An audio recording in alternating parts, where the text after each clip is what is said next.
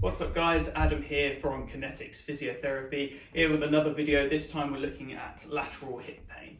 So lateral hip pain is a bit of an umbrella term that encompasses two different conditions. We're looking at gluteal tendinopathy, which essentially is the most common of the lateral hip pains. It's a very complicated way of saying that the tendons around here have been inflamed. And you also have what's called bursitis, which is a sort of inflammation of a fat pad that sits around that area.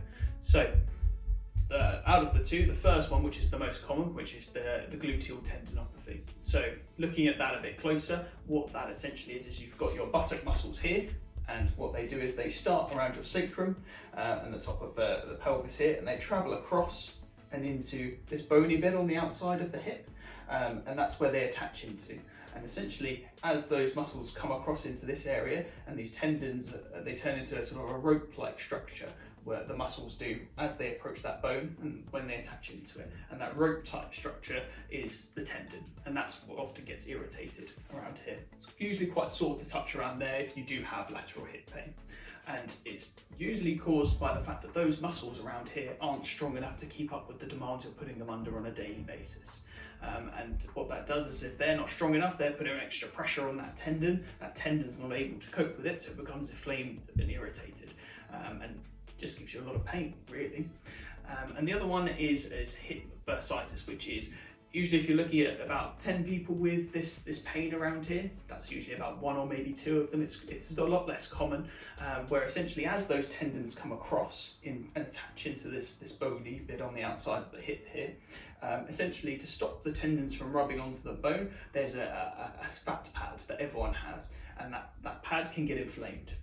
Essentially, which looks very, very similar. There's some slight subtle differences, which if you see your doctor or you see your physiotherapist, they'll be able to determine whether it's one or the other, but they look very, very similar from the outside. There's just some sort of subtle differences, but both of them will give you that tenderness on the outside, and it's largely due to weakness on the outside of the hip as well, because if those tendons were a bit more supported and they have the strength to deal with what you're doing on a daily basis, again, they're less likely to irritate that bursa, that fat pad around the outside of the hip bit.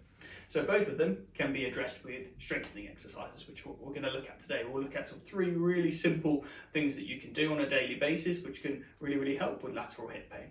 But like always, with all the videos, before you start doing any of them, I am a physiotherapist, but I haven't seen you, and I don't know whether you're okay to do these exercises, so make sure you go and see somebody before you start trying any of the exercises. Go and see a physio, go and see a local doctor or GP, and they should be able to tell you whether you're okay to start the exercises.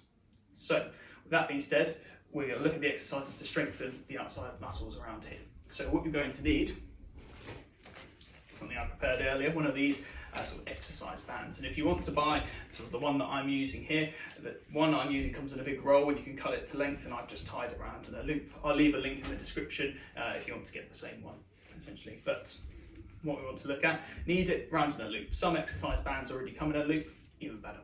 So the first exercise that we're going to look at is a sort of a crab walk. So I want you to just put it over the top of both feet.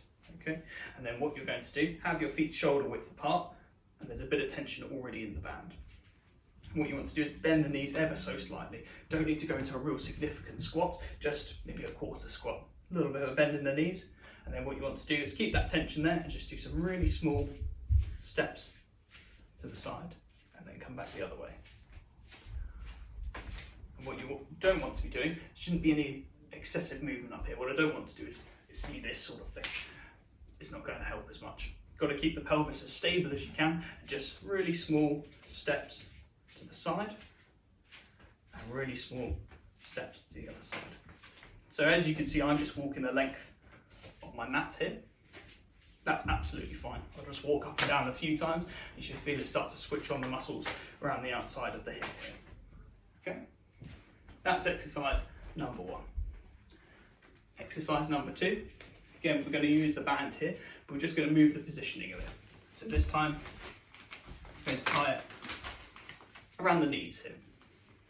And so, what I want to do, I've got it just above the knees. You can have it just below, as long as it's around the knee, not directly over the top, just because that'll be a bit uncomfortable. That's absolutely fine.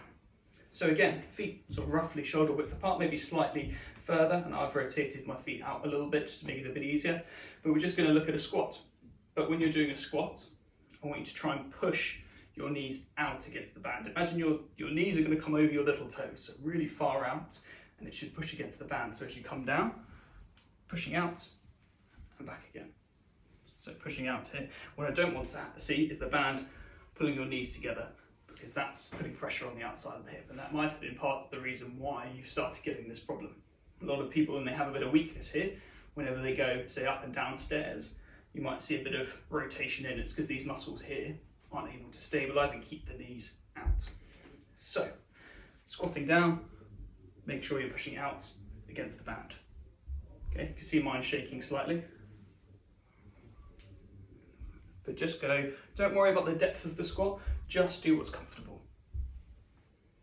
Okay. And the third exercise, I'm going to look at what's called hip abduction. So again, you're going to need it this time around the ankles. Have something nearby. I'm just going to grab a chair.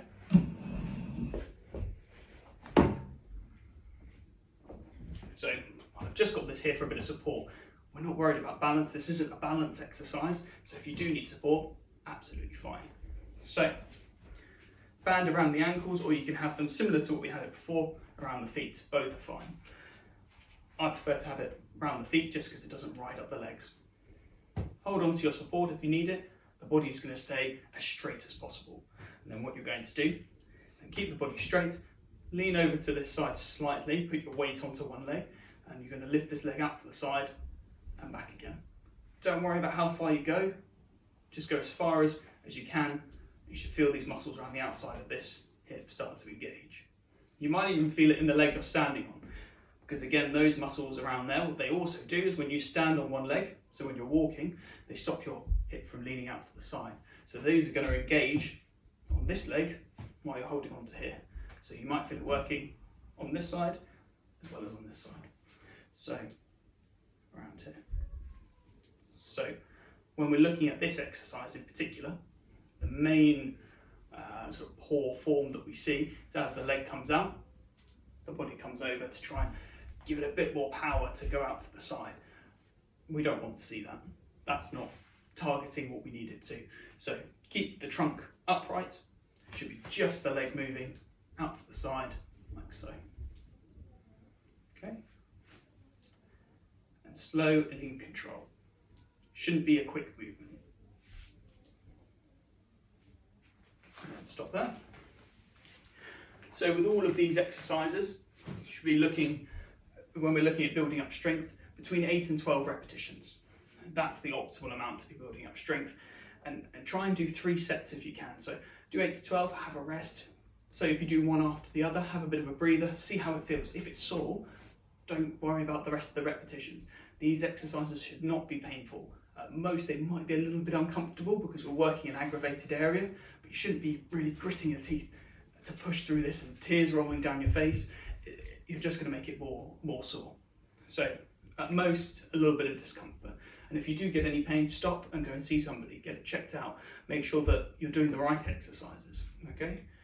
So, like I said before, I'll leave a link in the description if you want to get the band that I used today. If you found some value in this video, please leave a like and subscribe. And if you want me to look at anything in a future video, or if there's any questions that you had, please leave it in the comments below, and I'll get back to you and I'll make anything that you need or want in a future video. Thanks for watching, guys, and I will see you in the next video.